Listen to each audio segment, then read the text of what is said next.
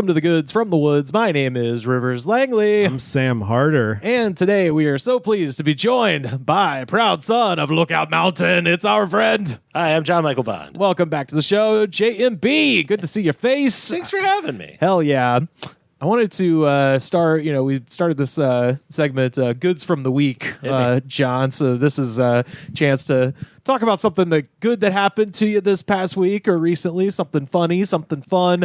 And I wanted to shout out Barry Dabbs. So Barry Dabbs. Hell yeah, dude. Barry Dabbs sounds like a name a stoner would make up if he was giving the cops a fake name, The absolute worst comedian you've ever seen in your life, Barry Dabbs. Oh, he's wonderful. Barry Dabbs is the store director at Food Giant grocery store in Hueytown, Alabama. Hell yeah. And it's one of those, I don't know how this got into my algorithm, but I am so happy it did. So every day he goes on Facebook and talks about the specials that they have at Food Giant. Oh my God, I love this man. A town I think I've driven through. It's in West Jefferson County, so like outer suburbs of Birmingham. But so I think I've driven through here. I've definitely never stopped here, but my friend Dr. Rock is from Hueytown, and even he's like, I don't know this store. But I pulled a couple of the videos. Is he like an elder gentleman, or is he a young hype beast? He's a fucking star, is what he is. He's both. He's an elder hype beast. Okay. Because decked out in Supreme 82. I'm gonna go here just because I just want to like meet this guy. If we could get him to cut a promo for the show, that would be fucking rad. But is he on Cameo yet? No, but he should. So for instance, here's Good morning, Food Giant shoppers. Welcome to the House of Mums. We've got a new shipment of mums in here at Food Giant in Hueytown. This will be the last shipment of the year, so come on out today. They're only $14.99. As always, thank you for shopping Food Giant. Have a great day, and God bless. I like how he delivers it in the same pattern you would give a store announcement with over the phone. Over the announcer, yeah. He's like if Leslie Jordan was Jiminy Glick. Yes. Yeah. He's got the Leslie Jordan vibes a little bit. He did one from home for Halloween. I thought he was sick or something. About a month ago. No, he had the day off for Halloween, but fucking real hustlers, there is no days off. Absolutely. Yeah. So I think he's dressed as Jack Skellington, if I'm not mistaken. Yeah. Good morning, Food Giant shoppers. First of all, I want to say happy Halloween. Second of all, I'm not at the store today. I'm at home in one of my buildings, making sure my casket is going to be ready for this afternoon. So don't forget to shop at Food Giant today for all your Halloween needs. But as always, thank you for shopping Food Giant. Have a great day. Happy Halloween, and God bless. And then, of course, for the holiday season, we've got a sale on Claxon fruitcakes. Good morning, Food Giant shoppers. Don't forget to come into Food Giant today. We have our Claxton fruitcakes in. We've had a lot of people asking about them. So right here at Food Giant in Hueytown, get your Claxton fruitcake. As always, thanks for shopping Food Giant. Have a great day, and God bless.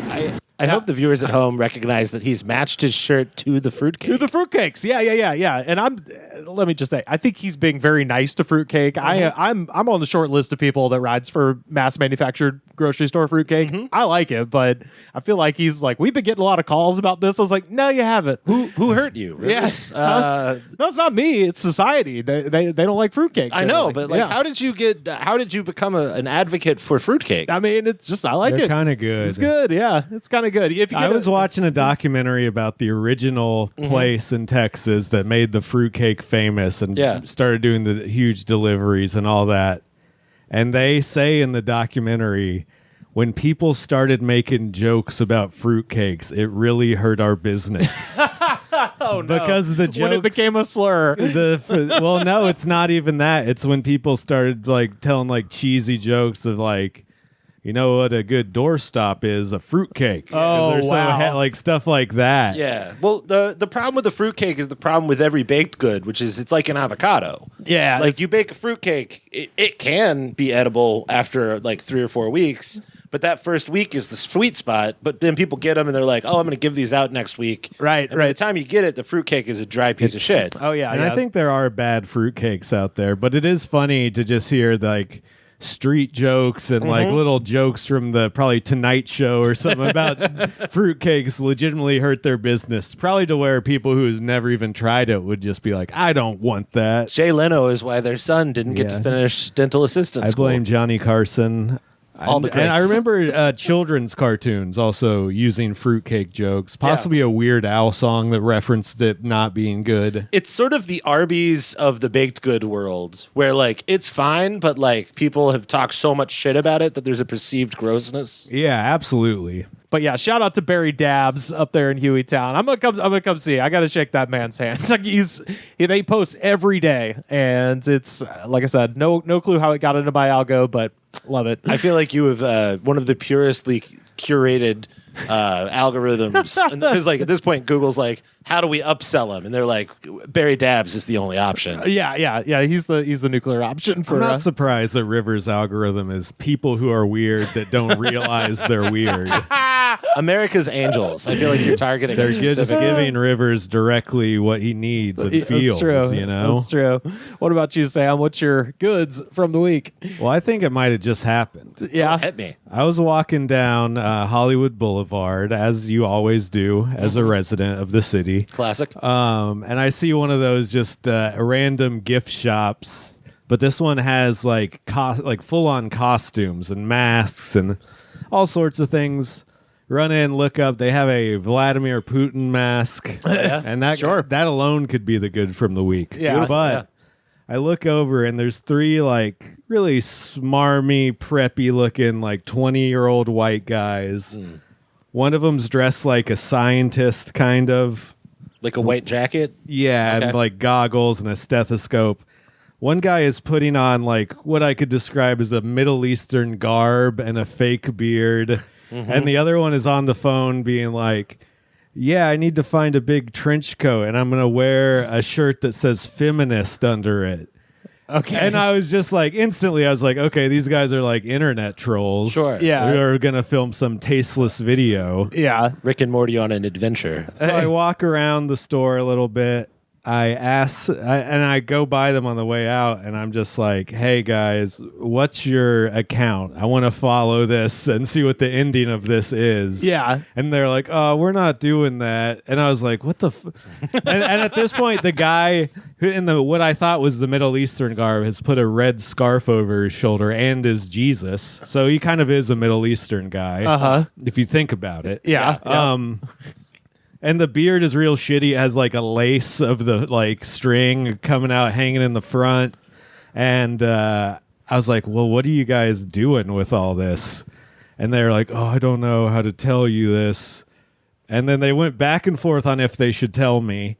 It's either porn or the Hollywood side. And Hollywood one better, they say, oh, our frat's making us do this. Damn. Yeah.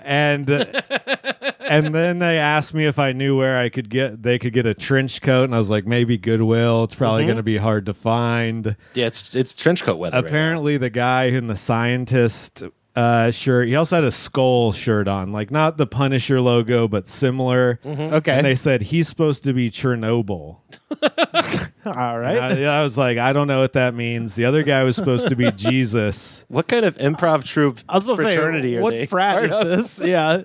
And at this point, I had kind of been ribbing him about it and fucking with him. And I was just feeling like a straight up troll. Sure. And so I just looked directly at Jesus and I go, you know, they're only making you do this. At least they're not making you any weird gay shit like some of those frats. As soon as I said weird gay shit, he looked away so ashamed.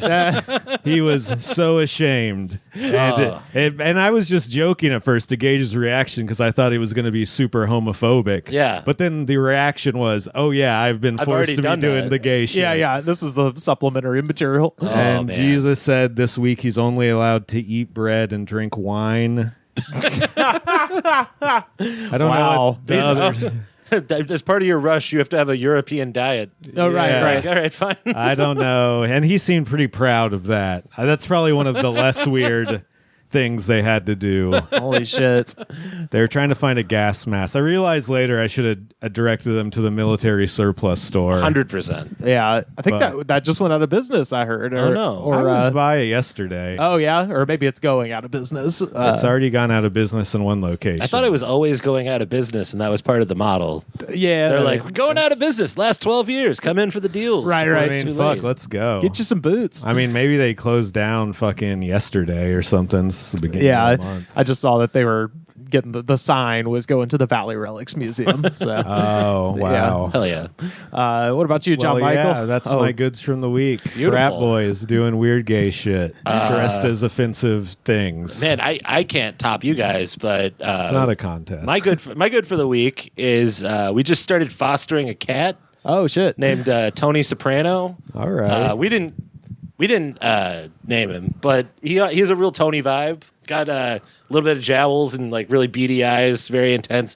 A little bit emotionally discombobulated. How audible is the breathing?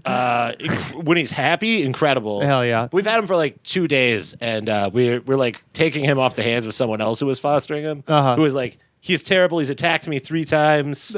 He's moody. He hides all the time. And I'm getting him on the I'm giving him belly rubs, and he's just licking my hand. So I think the previous foster, if you're a fan and you listen to this, I don't know what the fuck you did to Tony Soprano, but he is an angel. He's a saint. He just needed someone to understand him.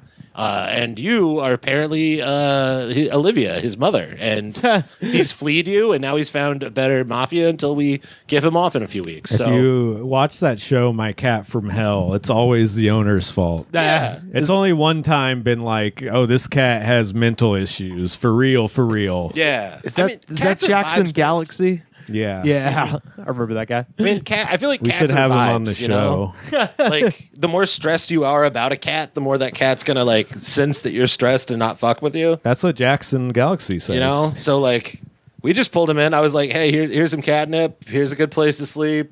You want to hide behind the sofa? Every 40 minutes, we're gonna pull you out. Just put you on a nice pillow. Give you some pets. You know, introduce it to the concept of socializing. And like 2 days in, the guy's like rolling over on his belly for me, being all sweet. We're pulling mice on rope. We're having a great time. It's the best. The best thing you can do when you're unemployed is foster a cat.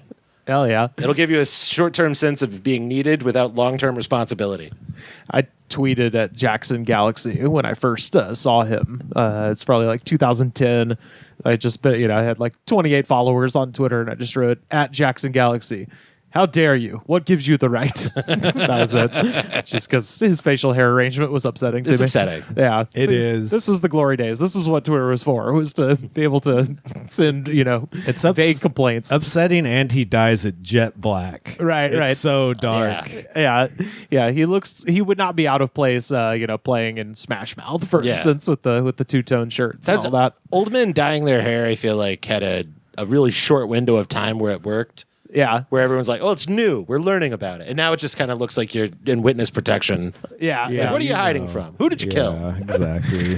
Food Giant has all the makings for a feast at your table. Norbest 10 turkey, 10 to 14 pound average, 57 cents a pound. Young, tender, small LeSueur peas make a delightful side dish. 17-ounce can, 48 cents. And everyone's favorite U.S. #1 genuine russet potatoes, 99 cents for a 10-pound bag. For holiday baking, Snowdrift shortening, 48-ounce can, $1.59 this week. Food Giant wishes you and your family a happy Thanksgiving. Expect the best at Food Giant. John F. Kennedy, in 1963, was giving a speech at Amherst College, and he said, "When power leads men towards arrogance, poetry reminds him of his limitations. When power narrows the area of man's concern, poetry reminds him of the richness and diversity of existence.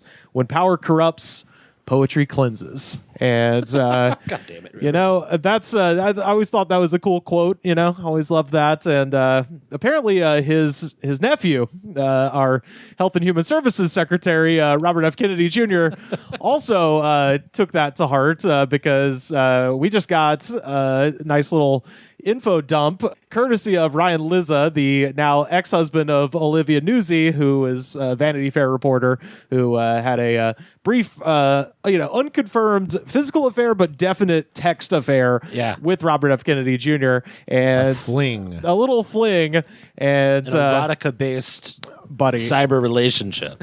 So with this disclosure, we now have some of RFK's poetry. So if you'll allow, this is American Canyon is what this one is called. And it feels accessible for the regular man. Absolutely. This is like Bukowski. This is the poetry of the common horny man. Bukowski. Yeah, exactly. Your open mouth awaiting my harvest. I mean to squeeze your cheeks and force open your mouth. I'll hold your nose as you look up at me to encourage you to swallow. Don't spill a drop. I am a river. You are my canyon. I mean to flow through you. I mean to subdue and tame you, my love. So that was sent from the Health and Human Services Secretary to a reporter from Vanity Fair. He's writing face-fucking poetry. Yes! Hell yeah. The best part about this cum-filled poem is that within the blog post, this blog post or the one after it, Saliza insinuates that he has proof that the assassination attempt against Trump was faked. Yes. And no one's talking about that because of the river of cum. Yeah, 100%. Yeah. I love it. There was so much disclosure with all of that, and that was that has been overlooked in favor of this beautiful piece of poetry. Everyone's like, sure, the assassination, whatever. He said, what about your cheeks? Yeah. So, but yeah, apparently the plan was to consummate the relationship at a Trump rally, which what could be more romantic? But then it was uncovered by Ryan Lizza. If this is what he's doing with a reporter, yeah, just imagine the things that he's saying to someone he doesn't think it's gonna ever get leaked by. Oh yeah, yeah. Like he's just like, all right, what if we do some stigmata fucking at this point? Like what's funny is he was so apparently like very concerned about Ryan Lizza finding out. I'm like, she writes for Vanity Fair. What about them finding out? I sort of do appreciate the idea that he's like writing poetry before they've ever been physically intimate. That's her claim anyway. Yeah. So who knows? And it's got good poetic structure. I mean, like it's got decent rhythm. The punctuation like tells you where the next breath is going to come from and creates a clear delineation between ideas. And he writes "you're" in the classic shorthand of YR. I was like, oh yeah, Hunter S. Thompson used to do that. Oh yeah. Yeah, I always thought that was cool. So, but yeah, there's that. And then the other thing I have to mention, of course, because last week failed to get to it. We're getting Rush Hour 4, everybody. Oh, do you know about this? God. Are we going to have, I mean, everyone involved in Rush Hour, that movie is fucking amazing, but it doesn't change the fact that everyone involved in it is money-hungry lunatic. Yeah. Well, Chris Tucker needs it. Jackie Chan needs it. The best way to funnel government money into a company that's dying, really. Yeah. Yes. Yeah. So this is Jake Coyle writing for the AP News. After President Donald Trump's reported intervention, Paramount Pictures is set to distribute Brett Ratner's Rush Hour 4, a project that Hollywood has eschewed after earlier sexual misconduct allegations against the director. Oh, are they getting Brett Ratner back? Yeah. Oh, yeah. They're getting Brett Ratner back because he is about to release a documentary about Melania.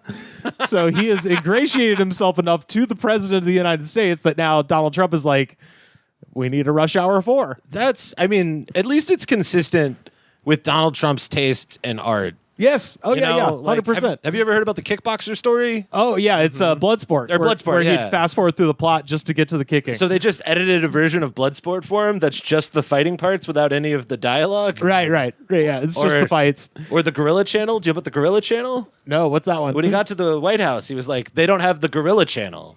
And they were like, well, what do you think the Gorilla Channel is? We have Animal Planet. He's like, no, there's a channel that's just gorillas. And they made a channel on like the White House closed circuit for him that was just gorillas, and he's like, this is the wrong channel. These gorillas are just walking around eating. Why aren't they fighting? So they made a channel of just gorillas fighting, and he apparently was fine with that. So was the original Gorilla Channel just an invention of his? I don't know if someone made him like a 2-hour VHS tape that looped. That's or incredible. Like whatever, but like he's been he is in this sweet spot of being like a 6-year-old boy with a weird boy mom who wants to make you happy. Right. For decades, if he's like, I need to see gorillas fighting, people would just hand him gorillas fighting. Gosh, I don't know that I've ever seen that. They're usually just walking around and shit. And the ones gorillas fighting is really fucking cool. I understand. Yeah. Why he would want to see it. I've seen them do the thing with their chest. That shit's fucking wild. Oh yeah, no. When they start wailing on each other, it's bonkers. Damn. Yeah. It's bananas. Paramount Pictures on Tuesday was in closing talks to distribute the film, according to a person close to the negotiations who requested anonymity because they weren't authorized to announce a deal. Paramount would be stepping in to take distribution fee on the film, not to finance it. So Semaphore reported that Trump personally requested Paramount take on Rush Hour 4. Paramount recently merged with Skydance in an $8 billion deal that required regulatory approval from the government. And Trump has praised the studio's new chairperson and chief executive, David Ellison, son of Oracle executive chairperson and Trump supporter Larry Ellison. So putting the pieces together, we think that incumbent on them to allow this merger to go through was Trump was like, get me Jackie, get me Chris. It's the only way we're going to let this happen. Chris Tucker was on the Epstein plane. It wasn't yes. him. Yeah. It was a different guy named Chris Tucker. No, it was the Chris Tucker. I think it was Chris Tucker. There's videos. There's like pictures of him with like Bill Clinton and other people on the Epstein planes. Yeah, they were going to. He was friends with Michael Jackson. Like at a certain point, you know. Yeah. Of course, he's going to be on board with Trump's Rush Hour 4. Yeah. Which, by the way, the movie would reteam Jackie Chan, who's 71 years old. But still going hard. Yeah, hell yeah. And Chris Tucker, who's 54. And Ratner has managed to get one other film made, again, as I said, a documentary about Melania Trump, which, what is that about? Like, it's just gonna hype her up for her next business or perfume or it's called I Assure You I'm Here Legally. Right. Like whatever the fuck she's gonna put out that she's going to try to sell. It's just going to be used for that. Come on. We all know the deal. But how do you hype up somebody who hasn't done anything? Like, you know what I mean? I mean, that's the thing. You can build this fucking narrative around that they've accomplished something, and you just haven't heard about it before. Actually, it tells you why they made it right there at the bottom of the page. Earlier this year, Amazon MGM Studios acquired the film for a reported $40 million. It's a bribe. Yeah. Oh, yeah. It is definitely a bribe. It's just a bribe. Yeah. So that we're all going to benefit from. Oh, usually we don't 100%. benefit for bribes in this country. Yeah. I can't wait to watch it. Small man. That's how they funded tearing up the Rose Garden, and better for it. We're better for it. I'm very curious. I don't know if I'll make it through the whole thing, but I'll at least start it. Just because what is the narrative? Yeah, I mean, it's state propaganda about the wife of the president. What's not to love? Right. The only cool thing she ever did was pose topless, and they're not going to talk about that. Yeah. That's always the one thing the fucking...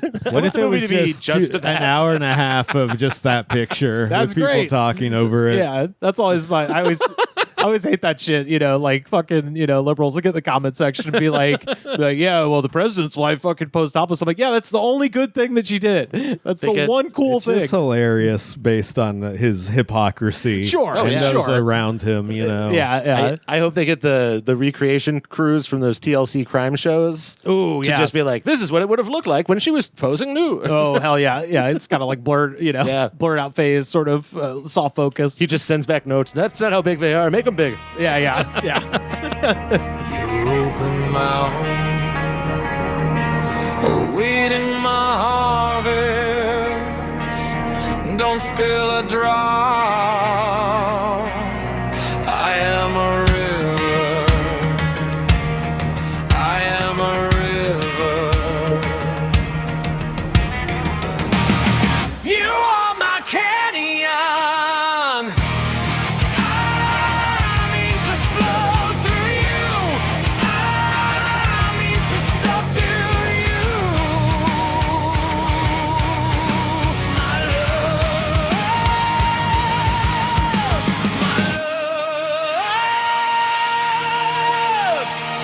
Y'all, I'm getting a little thirsty, and I think it is time for a ding, ding, ding. Thirsty. World Heavyweight Championship Throwdown with the Low Energy folks. And today... What's the sauce? Oh, let's get it out of here. Yeah, I'm pretty sure I got this one at the Vitamin Shop on Fairfax, where everybody knows my name.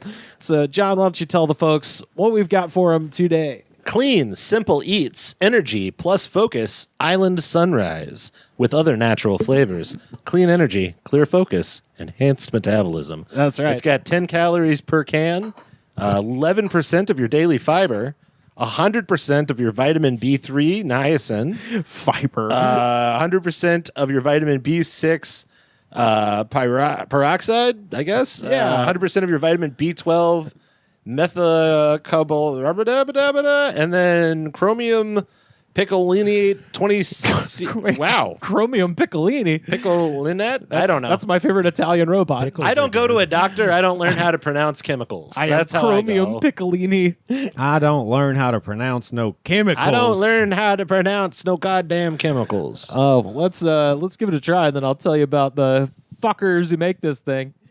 Oh, hell yeah. I don't think your listeners truly appreciate the Foley content of this show. Some of them do. I don't Call know. me Mick Foley. Rivers is the biggest fan. Absolutely. It's not true. Everyone loves this. This is everyone's favorite thing. Sounds That like I we're do. doing the League of Their Own pee. This is what I do. Thank you. There he goes. Okay, yeah, it's got kind of a fruit punchy sort of. I mean, there aren't a lot of colors. Ooh, I kind of like We got the floor Cheers, cleaner. everybody. Cheers. I kind of like Floor the cleaner fruit punch smell. Yeah, it smells kind of fabuloso. It smells like sunscreen, the coconut flavored sunscreen. Oh yeah, it kind of tastes like sunscreen too. Wow. This is bad. That is viscous for how bubbly it is. That's the fiber. That's the It covers your fucking tongue. Yeah, it really coats you. that's the chromium piccolini, my friend. RFK would have a flashback drinking this. Oh god, yeah. Yeah, it is very coconutty, so I know Sam doesn't care for that. That is bad flavor. My girlfriend would maybe like this. The thing is, it's not even the sunscreen flavor that's bad. There's a second aftertaste. It's the peach.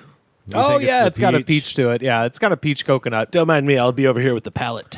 I like it whenever people can identify the flavors, because most people are just like, ew, it's icky. Yeah, that's peach, coconut, and I believe a little sunrise. There's mushroom extract to preserve quality. Yeah, I feel like honestly the biggest crime here is it's boring.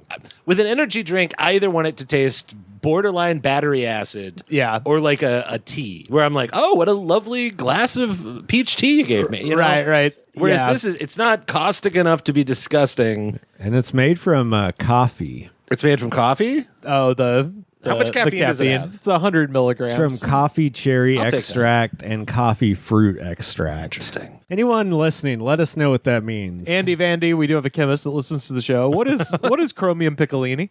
How badly did I butcher that pronunciation?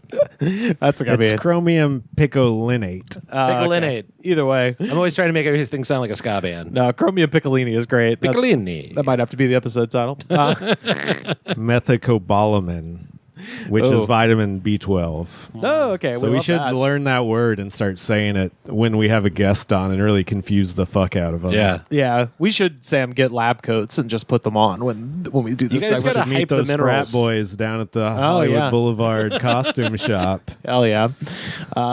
Well, yeah. I don't know. What are we giving that out of 5, folks? I'm gonna go. Like a 2. Yeah, it's not. There's nothing. It doesn't linger. No, I might give it a 3. To me, it does linger. Like I I just still chugged it all taste down. it. I still taste it in my mouth, even though I haven't had some in a couple minutes. Yeah. Yeah, Um, it sort of tastes like a fruit, like a tropical gum I think flavor, where you're like, this is wrong and off. But the it's, 5. You remember 5 gum? Yeah. Yeah. Well, Celsius has a flavor like this, the like Yeah. summer vibe or whatever the fuck. Right. See, I think it is contingent on how much you like coconut stuff, and Absolutely. I like coconut stuff, so I'm gonna go as high as a 3. I don't mind it. Yeah, I'll be real. I don't fuck with coconut usually. Yeah. It's See. not a 1 because I've had energy drinks where I like spit them out.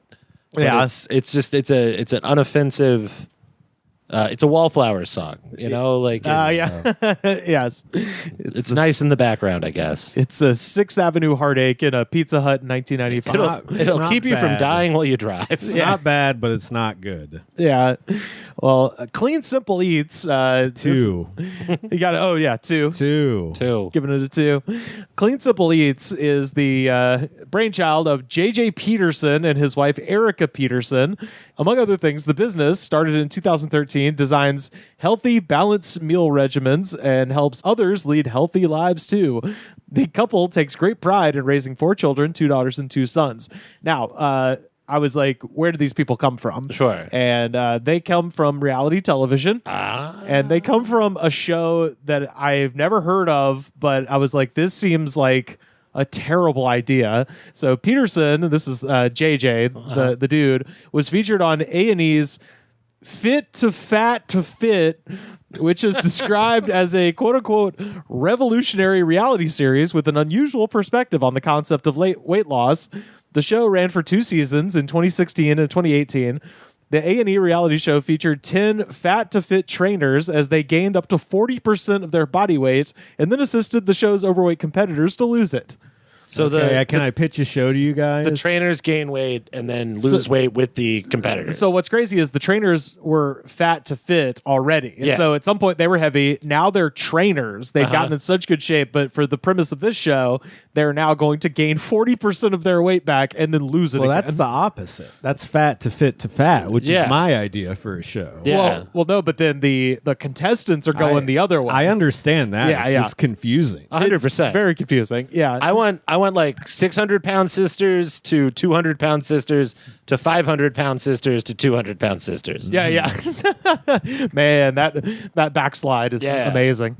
I'm also curious because if they're already fat to fit, have they had the surgery to remove their extra skin? Because that's their most elastic skin. So if they're then gaining a shitload of weight back, That's true. are they going to have like? Just filling back in. I want to know if they burst like an overripe balloon. Sometimes you hear something like this, or at least I do, and just say, man, these people want to be on TV so bad. An amount that's crazy. And also, as I was reading about this show, this was just randomly came across the news desk. Dmitry Nuizin, 30 years old, a fitness coach and influencer from Russia, spent weeks eating 10,000 calories a day in a bid to gain more than 50 pounds. His plan was to then lose the weight, and he had a heart attack and died last week. So this is a bad idea. Don't fucking do this. Did they have a very special episode about that? Or No, the show's been over for years at this point. This was just a random news article. He was like, "Get me back on the show." Yeah, like this guy in Russia was like filming it for Instagram or whatever. Christ. Yeah. There's people on YouTube that just do a thing where they're just like, I'm going to eat how the diet of someone on like 1,000-pound life eats. Yeah. For Right. 3 days. Doing mukbangs. And it's not even doing mukbangs. They're just literally just eating life bangs. all day long. You eat 12 eggs in the morning and a full pack of bacon, a can of biscuits, and then on your way waiting for lunch, you just eat like a bag of chips, and basically the eating never stops. Yeah. Right. It just never stops throughout the day. Like that. I've struggled with my weight in life, but Sure. also like at that point, like to get to the super level, I feel like you are eating as a job, and like It takes a lot of time. They it all seems say like there's that. a small business involved of people helping you get like score because you can't go out and get your stuff. Right. Oh, And, there like- is. Yeah, they all have. For some reason, all these people have a partner. Yeah. that they live with. Well, there are feeders. Do you know about feeders? Like for birds. No. Okay. So like a feeder is someone who is sexually attracted to the idea of getting someone bigger. Okay. And they'll just like they'll supply you and house you food, and like some of them will be like, "Hey, I made you a milkshake," but it's like stuffed with protein powder. Like, Oh, God. some of the feeders will secretly feed you, and then like you're already in the process, and then you'll be like, "Well, I'm addicted to like foods." Like feeders are fucking crazy. I would. So it's like Phantom Thread, but for McDonald's Kind instead of. of poison mushrooms. Kind of, yeah. Oh, wow. I would put protein powder in a milkshake and then lie to myself that it was healthy. Yeah. That's what I would do. See, that's the thing. But self-delusion versus illusion is like a different thing, you know? Like, I remember Smoothie King when that first came around. They had a smoothie called the Hulk, which was like peanut butter with like a shitload of protein powder and chocolate. yeah. And, in 1998 or whatever, everyone's like, oh, smoothies are good for you. And I remember going to Smoothie King and be like, well, I want the one with the chocolate. That one's good for you. And so just drinking ungodly amounts of fucking calories and protein and shit, not knowing it. Yeah. It's like, man, this is really fucking good, you guys. It's great after a workout. It's crazy this is it healthy. undoes 3 workouts, but it's great after a workout. But it's good because my knees already hurt, which is like training for the future. Right. Like, Oh man, but yeah, that got me thinking about reality television, and what's the worst reality show concept you've ever heard? Oh man, There's so many bad ones. I mean, there's the one where they took the kids and they had to live No, by that's the best show themselves. ever. Oh, And then it got shut down for like child abuse. Yeah. oh yeah. We got to talk about Kid Nation. In Kid a moment. Nation fucking rules, 100%. I mean, it's so hard to tell which ones are the worst because they're all fake also. Yes. Yeah. They all have an Yeah. element of just absolute fakedom. There's a one that I loved called Temptation Island. that's my favorite show And it- in the world. They take couples who are basically on the verge of a breakup Yeah. and then put them on an island or in a house with other couples like that. Yeah. And then they just basically send them on dates with people that aren't their partner. They Yeah. take couples who should break up and force them into polyamory for a vacation. It's fantastic. And then sometimes they break up at the end. Oftentimes they break Oh up yeah, at the but end. the best part of Temptation Island, because the premise sucks. Yeah. Like the premise is an emotionally abusive thing. Yeah. The best part of it though is the host is this guy with an incredible amount of emotional intelligence. And like I'm working on a bit about this. I've been spending too much time watching Temptation Island. But like someone will be like, everybody leaves me. I would leave me too. I deserve to be cheated on. And he'll be like, hey, I heard you say that everybody leaves you and I would leave me too. And I want you to know there are people here who are interested in you, even if your partner is clearly cheating on you. But more importantly, this is just a moment in your life. Not everyone leaves. Your past is your past. Your future is your future. And you're not always going to be alone. Yeah. And that guy's name is Mark Wahlberg. Okay, like it's Wait, the Mark Wahlberg? no, it's a different Mark Wahlberg. Oh, okay. I was But about to say, damn. But they introduce the host, and it's just this guy. You're like, all right, who's the? And he's like, hi, I'm Mark Wahlberg. And you're like, no, you're not. What the Got fuck? to get a new name, man. And then slowly, over a season, you'll realize this is the most emotionally intelligent person within like a 600-mile radius. wow. Well, it's just because they get the people who are the dumbest motherfuckers Oh, yeah. in the world. That's- Like embarrassingly stupid. That's one of those shows that went away for a long time, and then I was surprised Mm-hmm. to find came back because I feel like It started on Fox, went to USA, and now it's on Netflix. It started on Fox like pretty shortly after like Survivor. I want to say in like the mid 2000s, Uh-huh. and because I remember hearing the premise and then not hearing shit about it, and then I guess it's kind of back Yeah. now. I would say the ugliest reality show premise I've heard is The Swan. Oh yes, I've got that Where- one written down. They have uggos per. They're not even really. They're normal-looking people who are perceived as They're ugly. uggos. And then they are like competing to get plastic surgery. Yes, yes, yeah.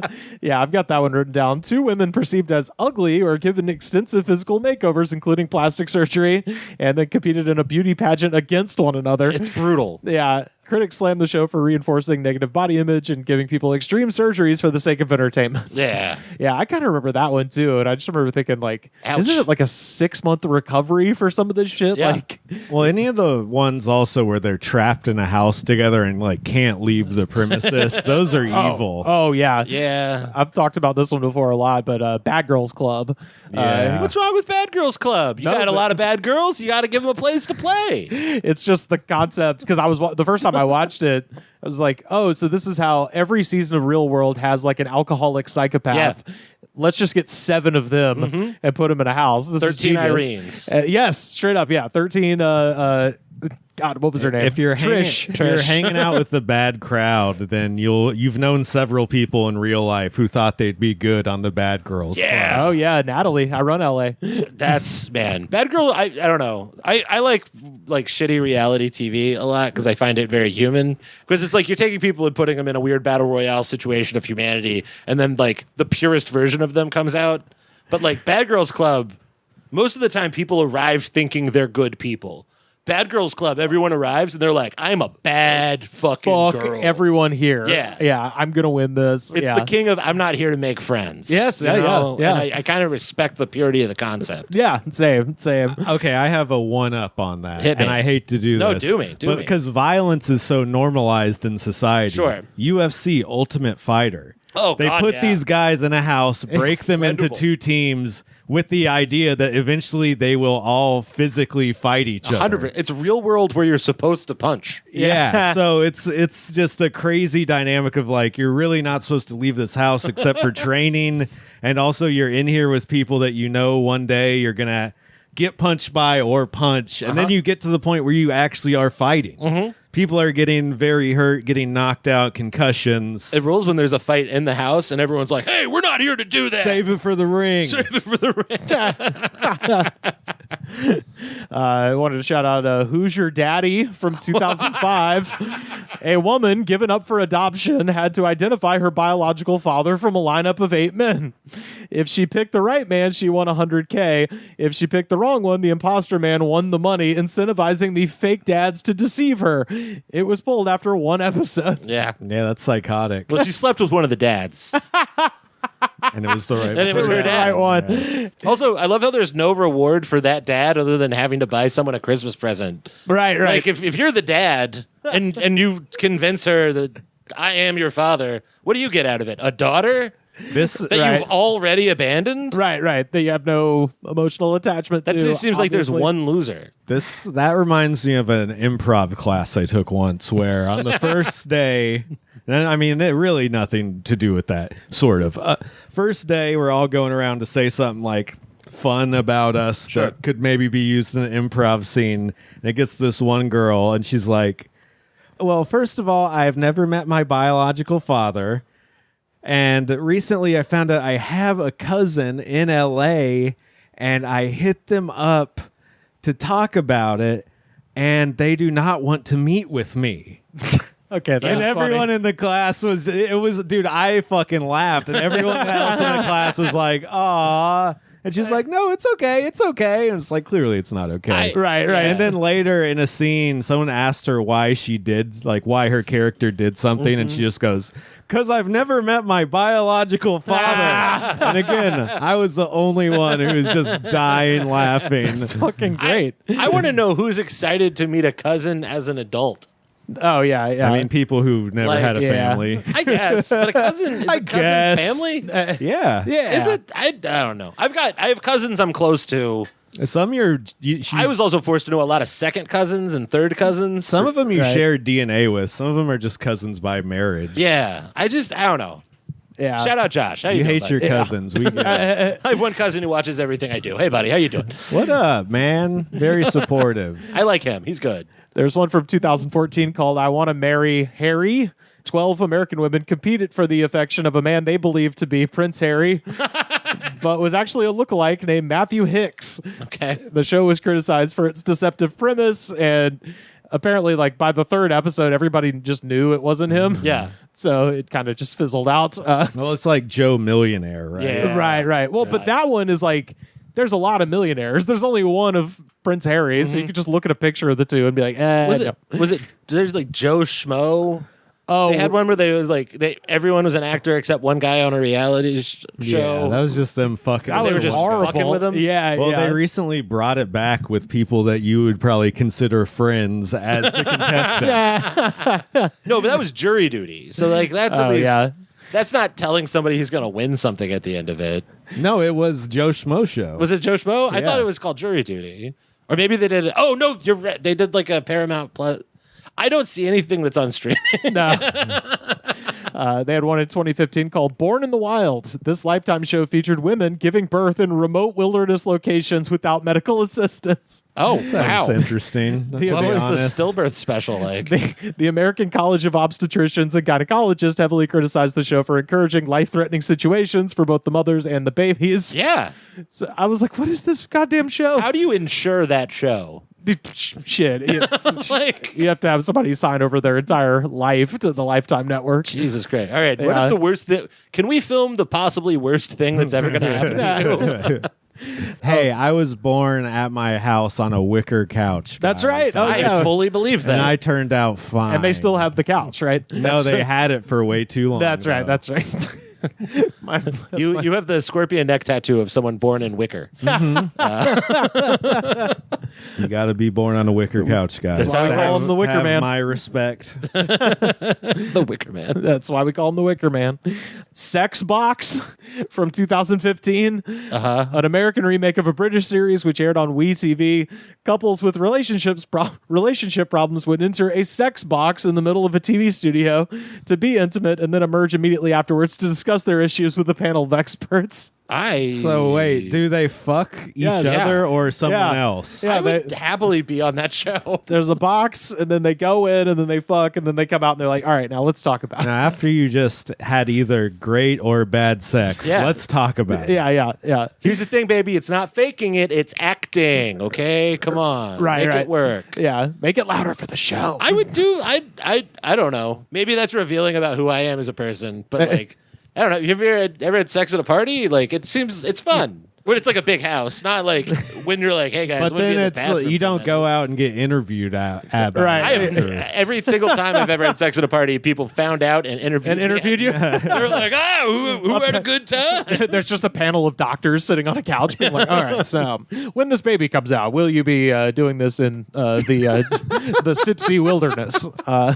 That just seems like another thing that's like, I know how you ensure that, but how do you ensure that? I'm just like, okay, these people are going to go into a box. They're going to fuck. You're going to be standing outside the entire 4 minutes. So Paramount has decided the sex box is actually international waters somehow. Yeah. I feel like that show becomes better if you introduce challenges like that. Fuck challenges. Yeah, or like there's like, you've got to do it, but there's a DJ who's playing Asia or something. Oh, yeah. The hardest songs to fuck to. Here you playing go. solo Sammy Hagar. Wait, are we talking Steely Dan Asia or Supergroup Asia? Supergroup Asia. Fuck yeah, heat of the moment, baby. I don't even know how you fucked a Steely Dan though. But I mean, they got some grooves. that is, yeah, got some no, bops. they've got like swaying next to each other bops, but I don't think anyone can get any friction with that. Well, Like, Asia, they got the Michael McDonald going in the background too. it's true. So, but no, we referenced this one earlier, and I think this was probably about a year ago. Somebody on our Discord asked us to talk about this show. So I was like, this is perfect because it comes from an energy drink from a terrible TV premise. And that is, of course, Kids Nation. Mm-hmm. So this is Adam Simchuk writing for MovieWeb. Kid Nation from 2007 stands out among the rest as the most misguided and disturbing reality TV show ever made. Kid Nation plays 40 children aged 8 to 15 in a ghost town in New Mexico with basic provisions, and the children were tasked with building a society by assigning roles and responsibilities. This also involved learning basic survival skills. Have you ever seen Kid Nation? No, apparently it's on YouTube. Okay. Yeah. Here's the problem with Kid Nation. We're cowards, okay? Like, that's the only problem with Kid Nation. This is not a country that values the life of children. No, This clearly. is not a country that values the safety of children, the nutritional health of children. Nope. We do not protect or care about children. Yeah. The fact that we have to do it on TV is bullshit, and it is one of the fun... first off, there's people constantly swooping in to make sure they don't die, but the kids very quickly formed their own government. You find out the boys are effectively useless. Uh-huh. It is incredible TV, and there's always there's an adult 20 feet off to make sure that no one starts eating an axe or something. Well, they did all drink bleach. Yeah, but I mean, diluted bleach, and also they had a doctor there. Did any kids die? No, because it's a fucking Because bleach is good. because people are watching it. Also, I drank bleach. Why not? I was trying to die, but it's an incredible Kids Nation. It could have been a great thing, but everyone's a fucking coward that's involved in it. It's apparently the fallout after Kid Nation was they had to change labor laws in New Mexico, and to your point, this is pre Sandy Hook, but I'm like, wow, this is the most you've done to protect kids ever, and it's to your point because of this TV show. I mean, I feel like there should have been a second season with moderate rules. Yeah, Or someone to check it. Because here's the thing, fucking Temptation moderate. Island, you still have Mark Wahlberg. Mm-hmm. You still have a guy to guide people so no one drowns themselves or something. But you let the kids do it. The problem is they're involved in entertainment and they're working 20 hours a day not to die. Mm-hmm. right, And that right. creates some problems. But you know what? There's lots of kids of can kill a bunch- 14, yeah, you can 13 lose some kids. that are working at McDonald's till midnight. A lot of states have made it so the child labor laws, they can work long, weird shifts on school nights and shit. Right, You can't let at them, chicken processing plants in Arkansas. Get some scholars involved, get some studying going. I want Kid Nation to return. Next time, give them guns.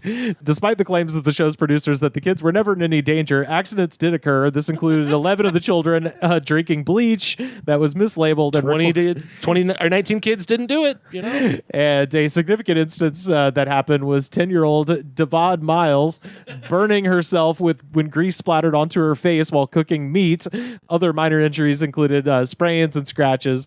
So the potential trauma was also a point of contention when the show marked by instances of bullying between kids and forcing of political rivalries and discussion of religious disparities. Yeah, because it's a nation. Yeah.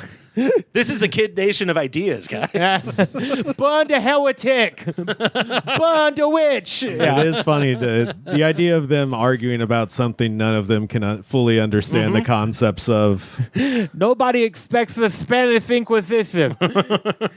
So some tasks proved too difficult for kids, including one that saw them beheading chickens for food. That one's a little hard, I'll be real. Because they all don't realize the chicken keeps moving afterwards. So, yeah, they were there for 40 days, and there was a noticeable lack of mental health support for the participants. And as I said, on the legal front, New Mexico changed its legal loopholes in the fallout of Kid Nation that had allowed the show to skirt child labor laws. Many other states also looked to revise their laws on child labor regarding entertainment. However, most significantly, the show is seen as a cautionary tale for other producers and reality TV shows to avoid the scrutiny and problems that come with using young children for entertainment. Given the controversial nature of the show, Kid Nation has been left as a relic of the past and not available to stream or rent, but there's still a fan base for the show, and those who want to revisit the show will find plenty of highlights on YouTube. You can find the whole thing on Daily Motion. Yeah. They got the whole thing on Daily Motion. Apparently, there's some YouTube channel where like all it is where he tracks down the kids and interviews them and shit. So it's fascinating. You could go really in depth with Kid Nation, but it's one of those things. I started studying, trying to write a bit about it, and then the more I got into it, I was like, oh, this is just like a good idea done poorly. Robert Schultz has a funny bit about it. Oh, is that right? Mm-hmm. God damn you, Robert Schultz. Can't have cheekbones and Kid Nation. He's got it all. I've got a good friend, knows to get the good peach pie. A Long Beach Island.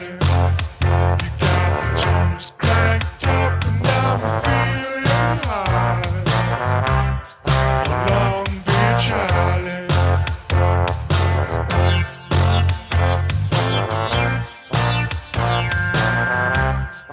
We have a segment on this show called Hometown, where we talk about our guests' hometown. And today, how have we never done this for John yet? I know. No and idea. From truly one of the most fascinating towns in America. John Michael Bond, of course, comes to us from the wonderful city of Chattanooga, Tennessee, a place that I have been many times. There's a lot of shit to talk about. Before we even get into the questions, I've got a lot of stuff to mention about Chattanooga because, first of all, the roster of celebrities? Oh my God, it's incredible. I don't know who you have, so let's see. Tell me what you got on your list. So we got Lori Petty from Point Break and League of Their Own. Samuel L. Jackson from every movie ever fucking made. Usher Raymond. Yes, Usher. Leslie Jordan. Yeah, Leslie Jordan. Okay, who else do you mentioned have earlier? Bessie Smith, who's jazz singer. Incredible. We have the Strut here. Yeah. Well, now we don't. It's got shut down. It's a whole thing. And then, of course, the moon pie. Speaking of baked goods that are amazing if you get one fresh and then they go down in quality, the moon pie. Yeah. Secret of moon pie. Microwave it 30 seconds. Oh, I've never done that. It fluffs. Nice. I'm going to have to do that next time. It's the home of mini golf, invented on Lookout Mountain, and Crystal, which is White Trash, White Castle. Yeah, and if you've ever wondered if White Castle could have less health benefits. Yeah. It's Crystal. It's Crystal. Which the fucking prices, man, on Crystal, when I was a kid, when I was a boy. Yeah. When I left Tennessee 10 years ago, you could get a Crystal. It was like $1. And it was like $2 a Crystal. Yeah. And that is, you used to be able to get like a 20-pack sack full for like $12. They called it a steamer. Yeah, because that's what you'd be doing in your restroom. 100%. Crystals are vile and amazing at the same time. I had a friend. I was just about to ask you to tell this story. Which one? The one you're about to tell. I already know. Oh, okay. Yeah. So I'll keep this because I think both of these people are listeners to the show. So I'll keep this as anonymous as possible. But basically, we were in high school. There was a friend of mine was driving past our high school, and it was Sunday afternoon, so nobody's in the parking lot. But then he noticed one car, and it was from our other buddy, and so he was like, "The fuck is? Why is he in this parking lot at nobody's at the high school. So he pulls up behind the car and kind of sneaks around and rips the door open to scare the shit out of him. And a bunch of crystals fall out, and he's got a mouthful of crystal burgers. And he's like, my mom won't let me eat crystals at the house. Oh, no. As a guy who used to binge eat a lot, that must have been the worst moment. Oh yeah, I would rather be caught masturbating in public than eating the way I ate when I was doing it for me. Like, well, it's like I laugh about it now, but it's like half of the time in this city is just me eating in my car. Sure. So like, no judgment at this point. No, but crystals are a specific kind of indignity because like, each one comes in a tiny little box. Yep. So like the more you eat, the more accumulate. Like you can't. Unless you're like a very self-conscious snacker, you're not going to like stack the boxes. So you end up with this little pile of boxes next to you. Yep. They're all full of onions. So as you eat, your car progressively smells more and more like meat that's been steamed on top of onions. Doesn't go away either. It's like I can't eat them if I have a beard and I don't want people to know. Dude, it's so because it lingers like marijuana smoke. I did a show in Macon, and they had a crystal in Macon, and I had to drive back to Auburn. I was in Macon, Georgia. I got some crystals and ate it in my dad's truck in a parking lot and stared out into the Georgia evening, and then drove back. And then the next day, and I even rode with the windows down too, cranking the tunes. And man, got in the truck the next morning. I was like, oh, it still smelled like it. It smells like it smells like in high school when a friend smokes an entire joint in your car with the windows up, but onions. But onions. Yeah, not even a joint because weed smell goes away. It's like cigarette smell, but thick. oil, but oil and onions. But no, the one I wanted to mention the last time I was in Chattanooga, I did mention this on the show at the time, but it was one of my favorite just attractions ever, which is Chattanooga is where the tow truck was invented. The tow truck museum. Yeah, they have the International Towing and Recovery Museum and $5 Hall of Fame. Yeah. And no, they've got trucks in there that have saved lives. Yes. Yeah. So the tow truck, like, I said this the first time I went, but I was like the child in me enjoyed the trucks. Mm-hmm. The comedian in me enjoyed the Hall of Fame 100%. Because they have walls and walls of the greatest tow truck drivers who ever lived. This guy jumped off a ramp, landed on the other side, towed a truck over the ramp again. Like, incredible stuff. It's so fucking cool. And my one thing with that, if I had one note for the gift shop, I was like, let's get some shirts with the tow truck guys 100%. On there because they just have shirts with the trucks. I'm like, I would love some of those because they got these incredible facial hair. I want a Hall of Fame of the dudes who like the guys who got in on the ground floor of tow truck driving. Yeah. Where like it's so cool. Who immediately were like on board with the premise, like, of course, I'm going to steal cars. Yeah. You could just hang out there and hand out business cards if you are a psychologist that like specializes in autism. Just everyone who goes into the tow truck museum, hey, 100%. You want to call me sometime? 100%. The pattern recognition there is off the charts. Yeah. Chattanooga, a lot of cool Civil War shit. The Great Locomotive Chase in 1862, where it's a couple of civilians and some Union folks stole a locomotive out of Atlanta and drove it north with the idea of fucking up the telegraph lines and the rails as they got closer to Chattanooga and were pursued by Confederates also in a locomotive. But the drive from Atlanta up to Chattanooga is basically straight up into the mountains. So neither of them are going particularly fast. Most of the articles that I read said that if the Confederates had just jogged, they probably could have caught the train. Yeah. But they were like, oh, well, we got to march. We have to get on the exact as fast as they're going. Let's see if we can pick it up. Yeah. So, but yeah, they ended up catching the dudes and hanging them. But it's pretty cool. We have Point Park, the Battle Above the Clouds. Yes, absolutely. So much gunpowder went off that it was like having a fight in the clouds. Yeah. Well, it was already foggy that day. It was already foggy, but like the amount of shooting. Yeah. And then I'm trying to remember if it was the Union was trying to go up a hill, and the Confederates were just shooting cannons down the hill, but the balls kept rolling out of the cannons half the time. Yeah, because they're not meant to be pointed down. Right. Yeah, there's an incredible Battle Above the Clouds reenactment that is no people. It's just. It's like $20 a ticket, and you go in, and it's just a large topographical map with little soldiers everywhere, and then they light it up at different points to tell you where the battle was. Oh, that's kind of cool. And I hate that. I love every second of it. Like, it's so entertaining from a Civil War history perspective. Yeah, Battle of Chattanooga is in November of 1863. It follows the last major Confederate victory of the Civil War, which was the Battle of Chickamauga, where basically Rosecrans, who later, by the way, Rosecrans, after fumbling the ball for the Union, he gets replaced by Grant, and then Grant comes in and wins the Battle of Chattanooga. But Rosecrans eventually moves out west and fails to find silver and a bunch of mines and copper, fails as a miner, ends up buying Rancho San Pedro, which we now call South Central LA. So Rosecrans Avenue is named for the guy who fucking couldn't win Chickamauga. Good podcast where you learn something about your own town. Absolutely. Rosecrans and Grant hated each other. Oh, It's yeah. hilarious. Rosecrans ended up he was a congressman from California, and he was on one of the arms committees that was in charge of paying out pensions. And he was like the one person that voted against raising Grant's pension because they still hated each other from the Battle of Chattanooga.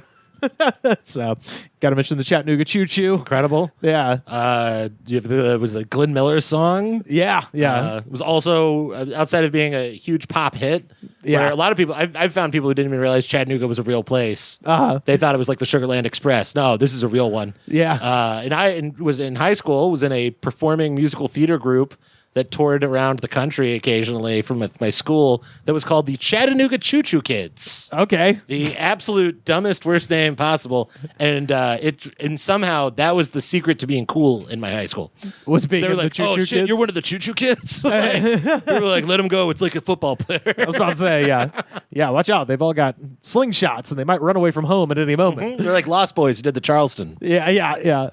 I found this from critic.co.nz. In about 1900, the most high-end vibrator was the Chattanooga. It was steam-powered and required 2 men to shovel coal into the furnace. Look, if you're going to cure a woman's hysteria, you need power. That's what it was. The action end of the vibrator was in another room where the doctor would be administrating to his thankful end. patient. Yeah. That's the end you want to be on. Yeah. Yeah. Not the coal end. I feel like that's a way to explode a woman like an Akira thing. Like that's you throw in one lump of coal too much, and all of a sudden she's pistoned to death. Well, the Chattanooga was intended for all sorts of massage in both men and women, including rectal massage in men. So, hey, they didn't discriminate. We've always been on the forefront of the LGBT community. Then, as far as hometown folks, the one person I didn't mention, Chattanooga is the hometown of Lorenzo Comboa Irvin, a writer and activist, a radical anarchist and member of both the SNCC and the Black Panther Party. In 1969, Irvin hijacked a plane and took it to Cuba to evade prosecution after allegedly trying to kill a KKK leader. Yeah. And he was later turned over to the U.S. authorities by Cuba. Boo. Fuck you, Fidel. What are you doing? And in 1970, he became the first person to ever receive a life sentence for an aircraft hijacking under U.S. law. But after a bunch of legal wrangling and an international campaign, he only served 15 years of a life sentence, and he is now out, still fighting the good fight against police brutality there in Tennessee. We still have a lot of KKK people. Go kill them. Yeah, exactly. Yeah. Now's your chance, man. Hang the bastard's high. He's 78 years old, but hey, you know what? Go for it. And of course, the Tennessee Aquarium. Incredible. We have penguins. You got penguins. You got. It's also one of I believe it's the largest freshwater aquarium in North America. I think so. We got penguins. We got otters. You got my favorite, which is the beluga sturgeon. The sturgeon, I love the sturgeon, especially because it's at like arm level, so like the tank you can look down in, Yeah. or you can like crouch and see him. But the sturgeon is like fucking 6-7 feet tall. Like It's like a fish wide. that looks like It's a so fucking big. whale. Yeah, it's so long. Yeah, it's crazy. I just remember as a kid, it being way bigger than me, and just like, holy shit. Oh looking man, at it. that I had as a teenager, I had an aquarium pass. Because it was like $60 when I was a kid, so I was like, I would walk past the aquarium on my way home from school. Sure. And I would just like stop and go do my homework and hang out by the otters. Yeah. And that's like, if you spend a lot of time watching otters, you start to really appreciate them as like little guys. Oh, yeah. They just, you're like, oh, that one, that's 6 p.m. He's about to start playing with his ball, and like clockwork, that guy's like hanging out. They're selling dime bags from their otter pockets. I like to go up to Morrow Bay. They got otters. It's just wild otters hanging around Morrow Rock. I need to go see the Wild Boys. Yeah, it was pretty fun.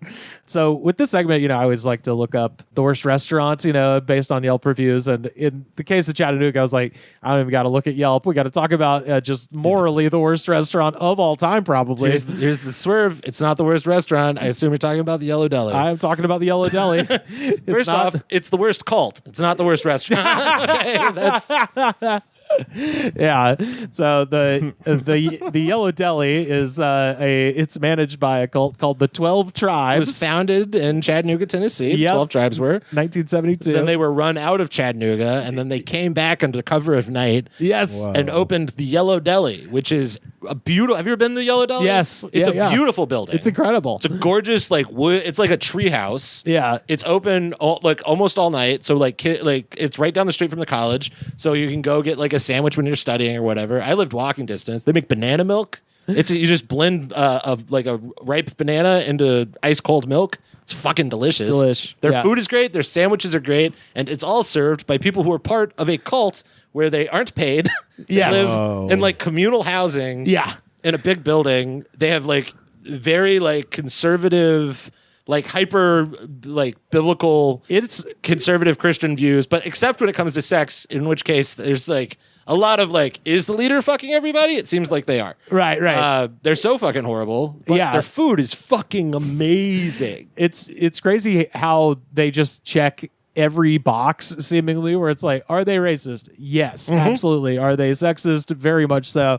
Also, this is strange. Child trafficking? It's not even trafficking. It's, you would think with all the stuff, there's going to be some, sexual abuse stuff, and there is a little bit. Usually with the adults, it seems like. But the main thing is systematic child abuse, and specifically they just whip the shit out of the kids Yeah. with like small rods. Yeah. Like, spare the rod, spoil the child, like based on the Bible. How else do you think you're going to get people to work for tips? Right. Well, they don't like- get to keep the tips either. Yeah. They are not paid for this labor, and their claim is that they're like, oh, we're all owners.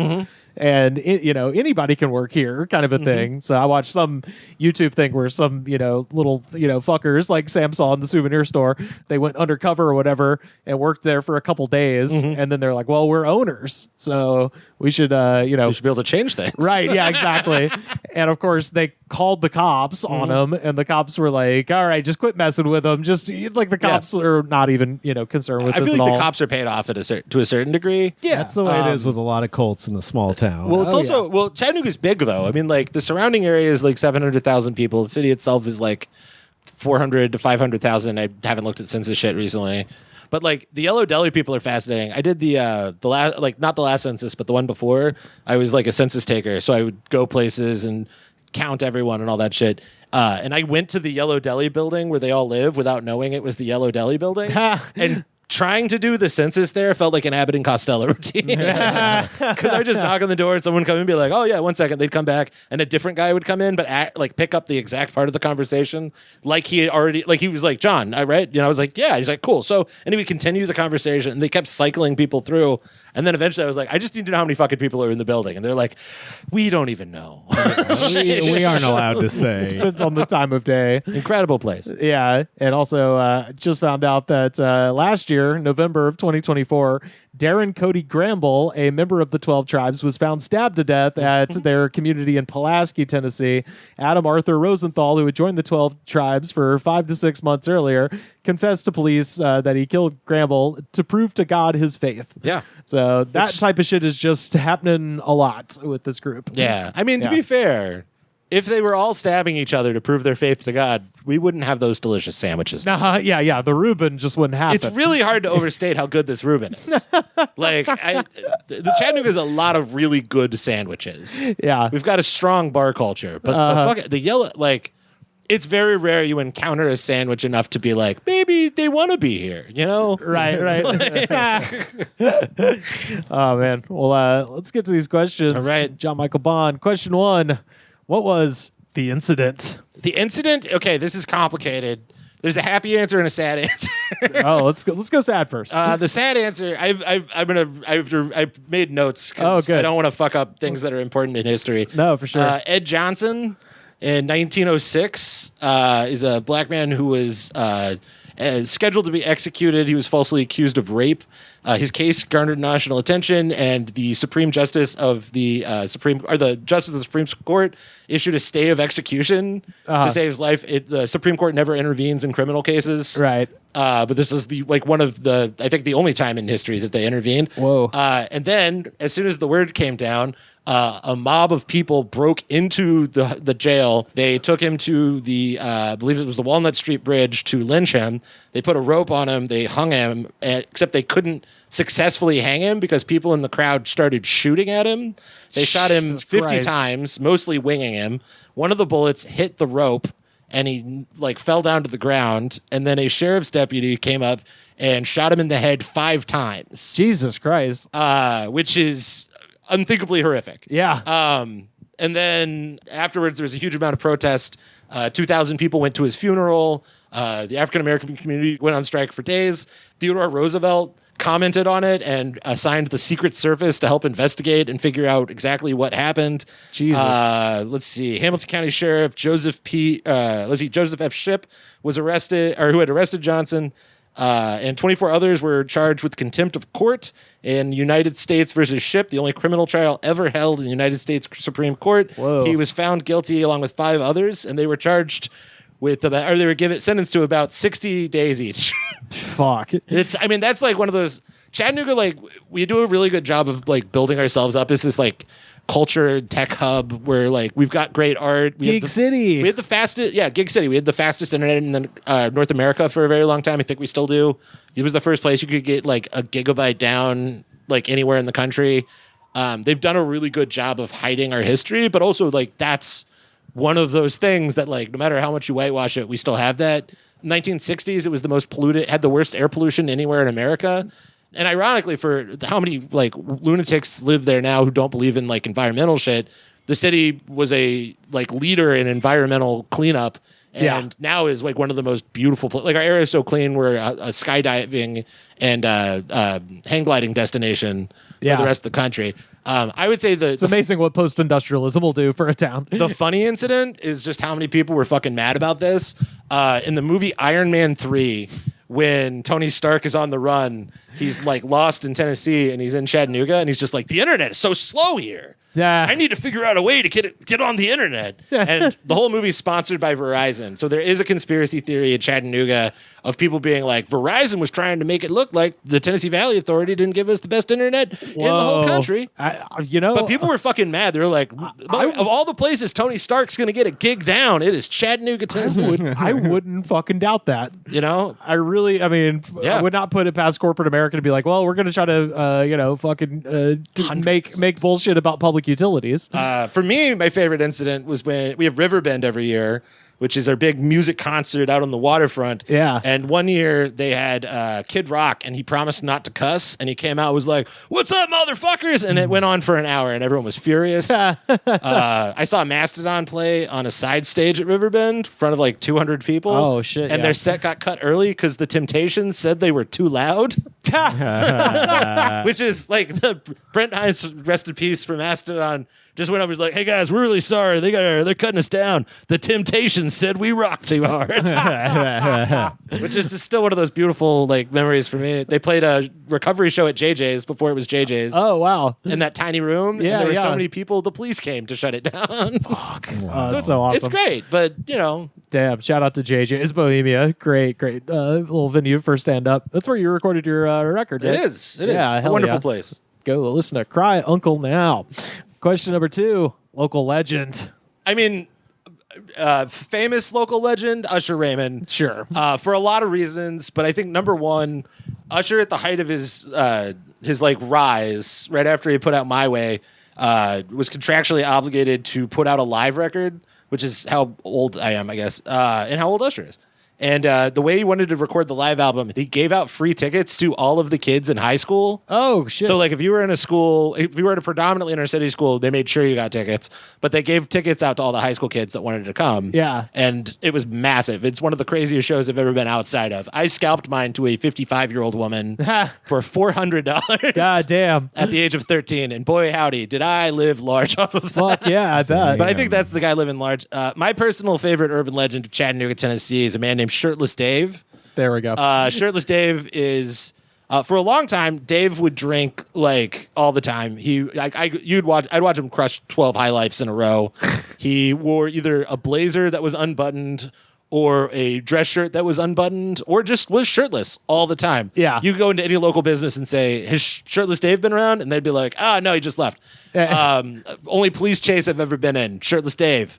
Was leaving JJ's Bohemia. He was very drunk. He was living next door to me at the time, and I didn't have a car, so I was going to let him drive me home. And he was driving like a boat Cadillac convertible at the time, bright white, and he like swerved out of the driveway or the parking lot of JJ's, and then like course corrected in a way that didn't look like course correcting. And we got what else you gonna do with a big ass Cadillac? Yeah, that's how you drive one of those. The fucking lights hit behind it. And he was like, shit, I don't have a license. And I was like, oh man, that really sucks. He was like, I gotta go. And I was like, okay, were you gonna? And then he just boomed the pedal, and we beat the cops home. Whoa, holy shit. Most impressive, I think, is that he lost the cops in the most conspicuous. Like, if he was in the Dukes of Hazzard mobile, it would have been a less conspicuous car than a giant, like a 8-foot long fucking or convertible, 12-foot long fucking white convertible boat. And he's shirtless. Absolutely, like in shirtless. But when he was driving and it would blast through, the wind would blast, you'd see his shirt like bristling behind him. He has gotten sober since then. Now wears a shirt. Shirted Dave. Now he's running a company doing tree limb removal. Incredible guy, does incredible craftsman. Really is turned the life around. But I think the path of a true legend is when you put your shirt all the way up, people still know you as shirtless. Right. I imagine it gets hot down there in the summer, so he probably has an opportunity to go shirtless. He's incredible. One of the finest people I've ever known. Nice. Question 3: worst bar? Ziggy's was really bad. Ziggy's was like this towny bar that with all the drinks were too expensive, and it always smelled bad. But their back room would book any metal show. Oh, all right. So like they had big stuff like Municipal Waste played a show there that they packed like 300 kids into a room that probably fit like 200 people. Whoa. People were just boogie board surfing across the thing. I Hate God played there. Oh shit. Like Ion Dissonance. A lot of the only bands these are bands I've heard of. That's wild. Oh no, the only bands that ever played there though were just like brutal metal bands. Yeah, and I don't know shit about metal, so that tells you these are big acts. But unless there were shows happening, no one really went there because it was just such a shithole dive. Right. So I think that pretty goes up there. There's god damn it, I'm blanking on the name of it. We had a sushi bar / dance club, and all they served were like small plate sushi and like EDM. Okay. And everyone went there, got sick, and I'm totally blanking on the name of it. But that place was a giant piece of shit.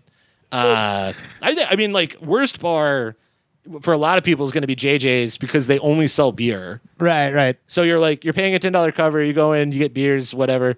But also, I think that part of the charm of like a venue that only sells beer is like the people who are blackout drunk there really mean it. Right. You know, no one's ever accidentally like, my drink was too strong, and then I got like. Also, how much is a flask? Yeah, exactly. Fucking, what's wrong with you? So, and you can smoke out back. So, like, it's a great place. I highly recommend all of the worst bars in Chattanooga. I love JJ's. Question 4: best local food.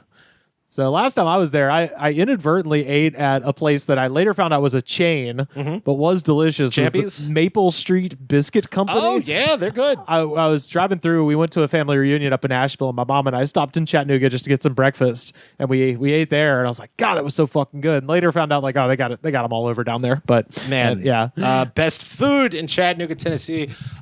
Breakfast. You're gonna want to go to the Bluegrass Cafe. Oh shit! It is a Greek family opened a Greek restaurant that makes incredible like diner breakfast stuff, but at some point someone taught them how to make like the best buttermilk biscuits in the world. Oh, nice. So they've got like really fresh honey and like these just butter dripping biscuits, and then you get like a nice like feta omelet. It's fantastic. Prices are also very reasonable. The family is always behind the counter, so like the mom's flirting with you and shit. Like, oh, perfect. The way that Greek mothers do. Like, it's fantastic. Yeah. Champy's Chicken.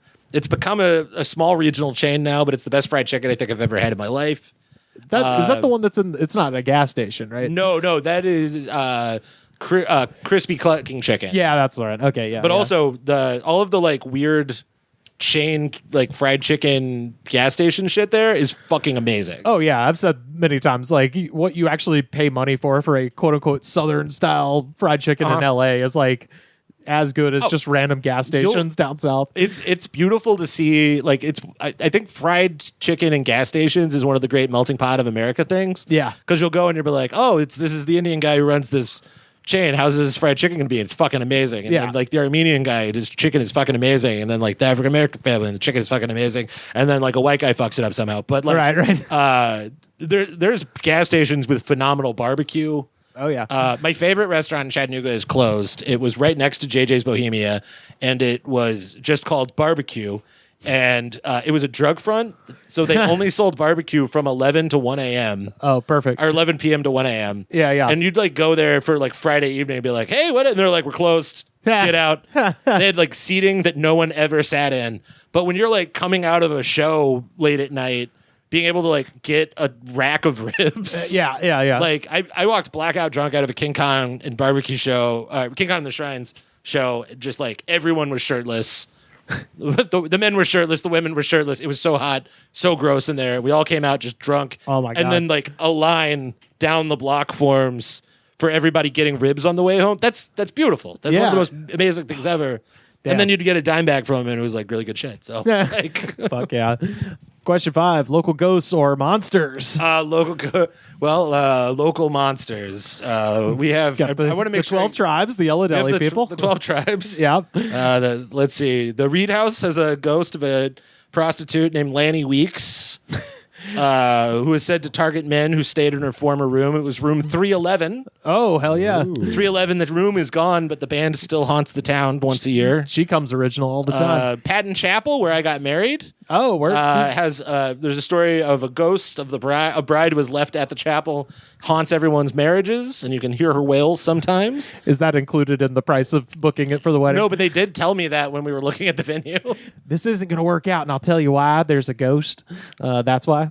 And then my favorite, Chickamauga Battlefield. Do you know about the Green Eyes? The Green Eyes. There's Green Eyes. It's a floating disembodied head that supposedly haunts the battlefield looking for its body. Yeah. Kind of love that guy. I like that. Because it's so often the damn headless body. Absolutely. It's a headless horseman. You're like, no. Floating head. Way scarier. 100%. Yeah. Man. I also love that he's green eyes. Yeah. But it's not green eyes, I feel like, are one of the rarer colors of eyes. That's true. And they're like, we've got a ghost and he has beautiful eyes. Yeah. He's got green eyes, not like you blue-eyed ghosts. I've been ensorcelled by him. And then last question. Favorite thing that's not there anymore? Oh, man. I mean... might have been barbecue. I mean, drug front barbecue is really difficult to beat.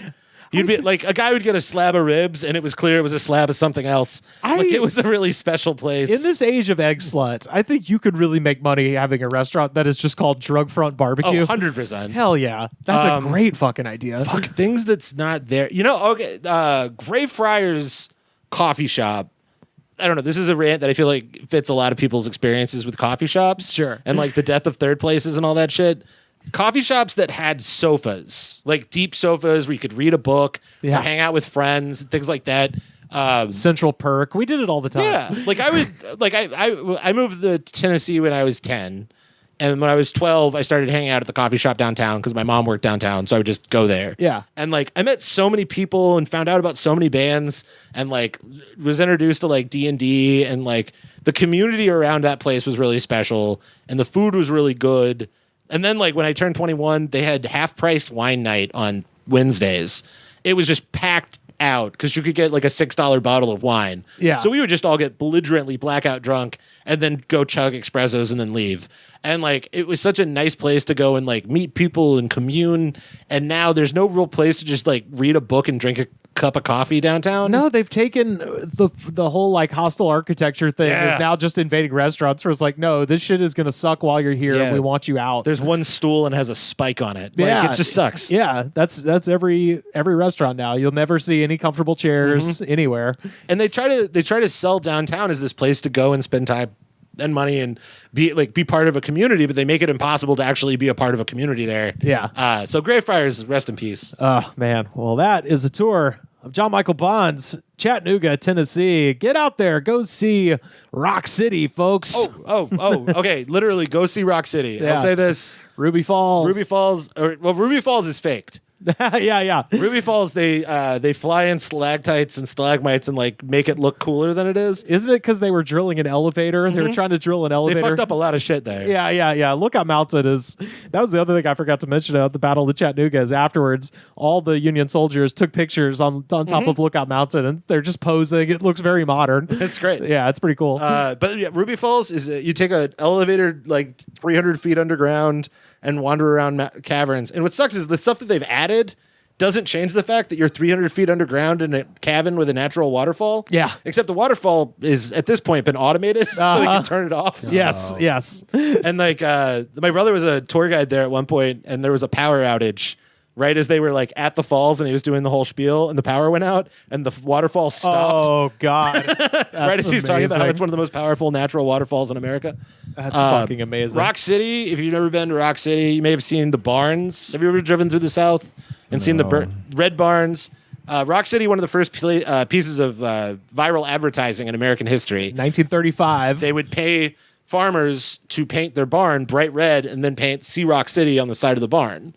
And they'd be like, "Hey, we'll do your barn for free if you let us put our logo on it." Yeah. So people would be driving 300 miles away and be like, "What the hell is Rock City?" Yeah. Incredible billboard campaign before there were mass billboards.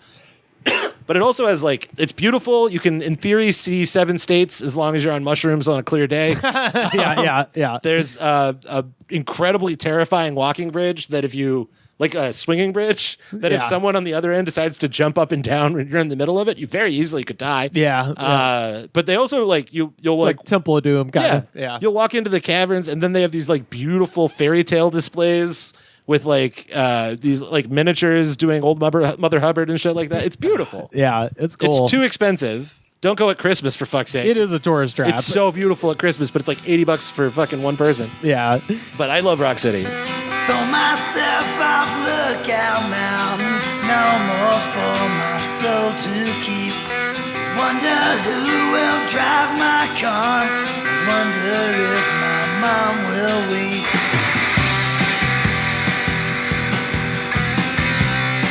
Y'all, we have time for just one more segment, and of course, this is our jam of the week. Is this the real? That's right, folks. Really? Is this just fantasy? I can't believe we haven't done this one, but here we are. It is Bohemian Rhapsody, which celebrates its 50th anniversary this month.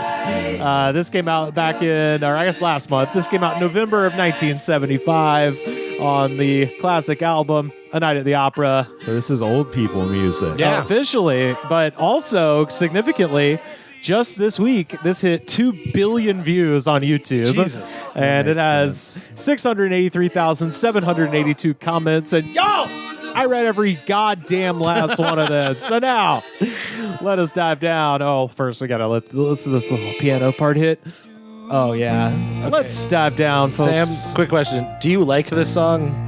I don't hate it, but it's one of the most overplayed and overrated songs, I think, in the history of rock music. See, this is how I feel about Queen in general. Really? Oh, see, I'm a big fan. This is Queen's like ska where the horns never come on. You know, I keep waiting for my trombone, baby. Queen has a lot, probably most Queen songs I like better than this one. Yeah, I like the deeper cuts more than I like the... Yeah, I love, off this record, the first track, Death on Two Legs. That's the best song in the record, in my opinion. But no, I fuck with Queen heavy. I'm a big fan.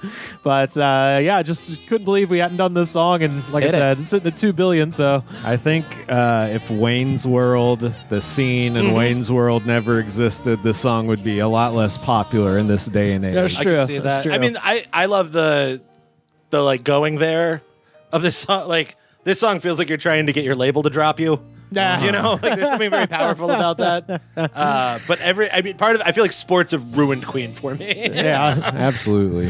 Well, let's dive down to these YouTube comments, y'all, and see what the people have to say about Bohemian Rhapsody. First up, and you'll love this, Sam. I'm a Clueless from 1 year ago. We waking, bacon, and pancaking, bitch. Happy 2024. Hell yeah. I love that. Oh, yeah. This is JCW5 from 9 years ago. So I was listening to this at school one day when a pack of jocks walked up. The alpha jock said, and I quote, this song is booty, and began to dab. I swear to fuck, some people. This would be the funniest song to get your ass kicked to. Dude, yeah. Like 100%. But also, I love 9 years ago, which is 2016. So, Oh, yeah, he's He was dabbing. definitely hitting the dab for doing real. it. Oh, Hell yeah. Were people dabbing in the wild? In 26, dude, I was just talking about Absolutely. this. I lived a dabless world. I was just talking about the fact that, like, because we were talking about the 6'7" phenomenon, and Yeah. I was like, I can't tell you how many pictures I took of kids at the Hollywood sign in 2016 on tours of them doing that. I'm Yeah, like, I thought it was something that this 8-year-olds too did. shall pass. This one is Me Chan 2 from 4 years ago. I got beat up every day going to primary school. I even got the crap kicked out of me once by a guy my dad's age. He was a nasty bar steward. Payback was a bitch. I was like, did you kill him? What do you- I love the YouTube comments that aren't about the song at all. no. Like, in 1962, I killed a man. Yeah, here's my trauma response to this PTSD trigger that is this song. I was on the grassy knoll. Well, I think you heard I'm a poor boy, nobody loves me. Yeah. And so he's like, oh, well, I too was. Also, I just like, that's such a funny way to put it. It's like, I was beaten up by a man my dad's age. Also, nobody loves you. You got enough people to do gang vocals, man. Yeah, exactly. JT Gamesy 5 years ago. One of my classmates said, without knowing the name of the song, that this song is weird. And then I asked him for the name of this. He said, I don't know. So I said, the name of this song is Your Ass. And that's how I put a bitch in his place. Hell yeah, dude. Have you tried a gun? It's a lot easier with a gun. Yeah, that this last is- guy killed a bar steward with one. This is the 13-year-old. Oh, yeah, definitely. Yeah, they have guns now. There's a couple of kids in this one. Yeah. DNA 0325 from 6 years ago. We had a sub today, and he was 79 years old. Like, really? But anyway, I mean, he's right about Yeah, no, that. absolutely. That guy shouldn't be there. he says, but anyway, everyone in my class messed around and listened to rap music. I thought it was disgusting, and I tried to go along with it. All right, Ben Shapiro, chill the fuck out. This is like, it is, I was going to say, a quintessential song that a child would hear and be like, this is so deep and makes me so cool. Yeah. This feels like the music that, like the music made by a gay person that a straight person who hates gay people would be like, that's what the fucking heterosexuality feels like. Dude, there was a lot of that in these comments of just people being like, yeah, I know he's going to hell, but he fucking rocks. This one finishes up. When the sub was telling a story from his first job flying a plane and picking up the president, everyone was laughing and being mean. And then someone threw something at him and everyone blamed it on me. I got detention and I thought to myself, I think I'm born in the wrong generation. I love this song and the generation it was in, and everyone likes it too. God bless. Sorry this was so long. 1900s forever. Which, very funny way to put it. Wow. I love the 1900s. Big fan. Yeah. Oh, man. This one is VND. Does he even listen to ragtime music, though? What you know about Scott Joplin? He would have been like, I heard this blues and it's disgusting. VND 7 years ago. Ha ha ha. I love this music. Ha ha ha. Reminds me of the old days when I could smoke, drink, and have sex with whores, brother. Ha ha ha. Whores. Ha ha. Old age. You can't see this. I don't know if you can put this up on the video or something, but this is written in the same line break pattern as a Mary Oliver poem. Yeah, I know. Well, this was written with no punctuation, and I put it in the line got break it. so I can actually read it. So when I have one with no punctuation, I space it out like that so I can I was comprehend. going to say, like, the form is fascinating. Yeah, it's like some E.E. Cummings and shit. Alexandru from 7 years ago. If you don't have great music, then you have nothing. We need a Donald Trump person to come and make music great again. And clean house and straighten out the sad state of music today. Time to kick everyone out and start over. I feel like Donald Trump is going to inspire gay people to make more art. Yeah, definitely. So I guess in a way, but I mean, hey, he We're can. getting Rush Hour 4. Yeah. He's making his artistic no, that's moves. just gay art. That's Yeah. not the same thing. I mean, he could, with the snap of a finger, make him redo Cats. You know what I'm saying? I love our Queenie president. I do. Wish, Yeah. I wish he wasn't the worst man alive. Some people do parodies on these from time to time, John Oh, okay. Michael, and Hit me. it's a kind of appropriate because the first time I ever heard this song, Weird Al? it wasn't this song; it was "Bohemian Polka" by Weird Al. You know, and I was singing it and playing it. My dad was like, the fuck? And I was like, oh, it's this song by Weird Al. I don't really get it. And he's like, it's because it's a different song. When you were a kid, did you think Weird Al songs were just originals? Yeah, oh, hell yeah. Same. Yeah, all the time. Yeah, I didn't know any of that shit. Yeah. Same. Syndicated Incorporated. I didn't know I was supposed to know that was Soul Asylum. Come on. Travis B25 with his parody from 1 year ago. Mama just took a fart, put my butt up in the air, squeezed my butt, and then I poop. Mommy, I had just farted, but now I've gone and farted. Mama, farted. Didn't mean to take a fart. He did good. Artist. Travis, You did great. You really did something special there. Got a couple more here. The original Nighthawk from 13 years ago. I am so drunk right now. Classic original Nighthawk. All I have to say is that Freddie is a legend. Queen is the best band in the world, and my ex is a whore. Man. Hell yeah. He's on his front yard saying this shit. A lot of guys dropping whore. I know, right? That's such a specific insult. Well, it's an old band. It's They're an old using band. old linguists. And even These are classic rock old slurs. language. Well, the song, too. It's kind of an old-fashioned subject matter, you know? Bohemian Rhapsody. This is Chaka Oliver 3 months ago. When you're heartbroken, every song is about losing a bitch. It's not wrong. I want a show where Freddie Mercury finds out what his fans are like now. When he finds out everyone is like now. Abdul Akkad 2 years ago. I miss drinking with the boys, listening to this. I remember my ex-wife, she used to yell at us for drinking too much. She's gone now. Fuck her. God bless. Jesus is the Lord. Absolutely. Okay, Abdul. Hell yeah, Abdul. Nothing like getting a couple 12-packs with the boys, putting on Queen. Wife come Like, in. I'm a bisexual musical theater nerd, and I'm like, that's us. Yeah, I mean, your wife's got to come in at some point and be like, this is the 700th day in a row you've gotten drunk. Here, I never thought I'd say this, but put on this AC/DC CD, please. Kevin Kano 5 years ago. I'm listening to this in my new BMW M8. Mom, I made it. I grinded. I got my six-pack, my big booty bitch, big titty. Now I'm driving down Pacific Coast Highway blasting this song. Goodbye, y'all. I was like, are you driving off the cliff? Is he going to kill himself? I found out that I ever wanted. my big booty bitch didn't bring me any You guys peace. are bitter and jealous. Yeah. The gall you have to make fun of this man who's clearly Driving off a cliff.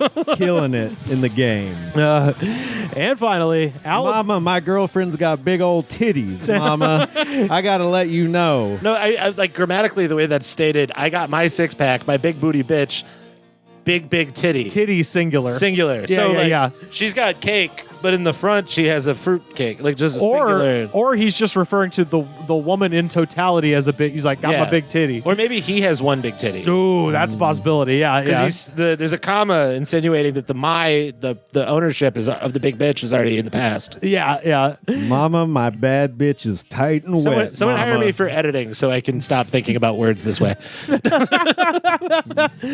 And finally, Alabama Whirly from 9 years ago. Aw.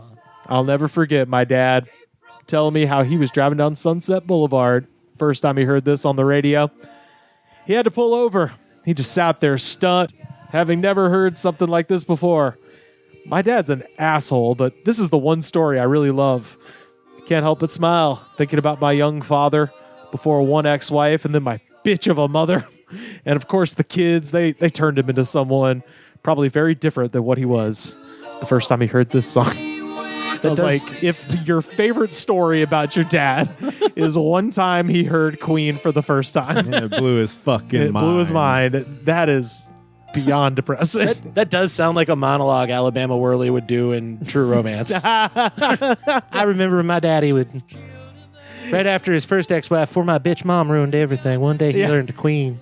The only time my dad was happy was in November of 1975 when he heard Night at the Opera for the first time. When my daddy played Queen, he hit me on the ones and threes, and I was proud. What part of Sunset was he on? Maybe we should go down there and listen. Good question. Incredible question. Because if it's the Strip, then that's kind of a party. But if it's like down near our end, Oh, that could be rough, especially in the 70s. A different kind of party. Holy shit! Yeah. Oh God, I just assumed it was the Strip, but man, God, you're right. Oh. Yeah, that's totally like Carmelita, fucking Alvarado Sunset, Warren Zevon heroin time. So, So one time I heard this song. I had to pull over because I was so on drugs. I thought I might crash the car. I had to meet my dealer at the Pioneer Chicken Stand. Well, that is Freddie Mercury, Brian May, and the boys with Queen, our jam of the week. John Michael Bond, where can people find you on the internet? You can find me on Instagram at John Michael's Mistakes or TikTok at John Michael Bond.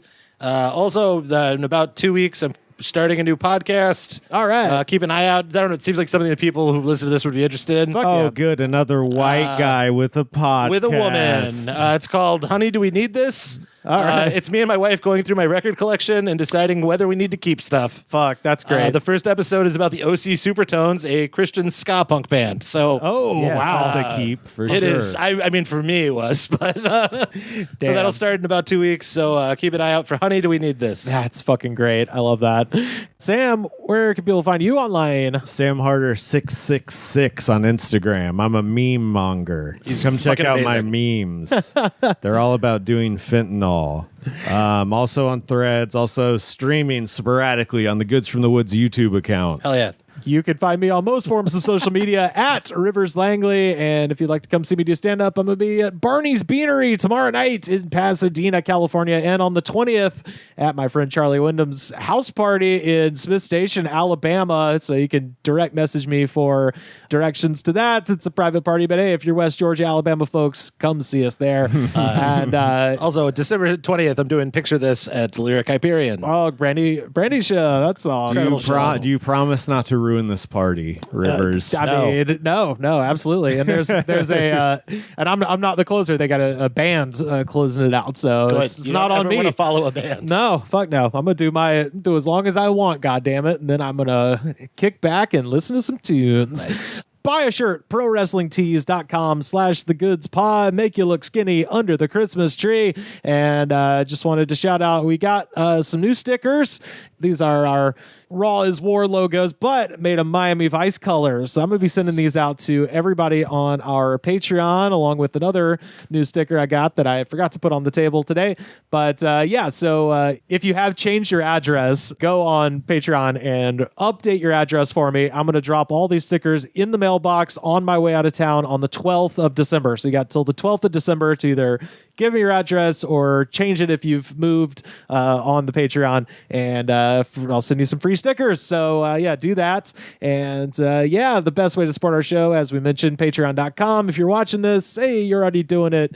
Patreon.com/thegoodspod. Second best way to support our show, head to Apple Podcasts or Spotify, rate, review, and subscribe. Leave a comment, show the attitude of gratitude, because if you do not have the attitude of gratitude, Daddy, RFK Jr. is going to be a river in your canyon. The Goods from the Woods was recorded and edited by me, Rivers Langley. You can find our show on Twitter at The Goods Pod. Our theme song was composed by Jonas, the Space Cowboy. This was a Brain Freeze podcast.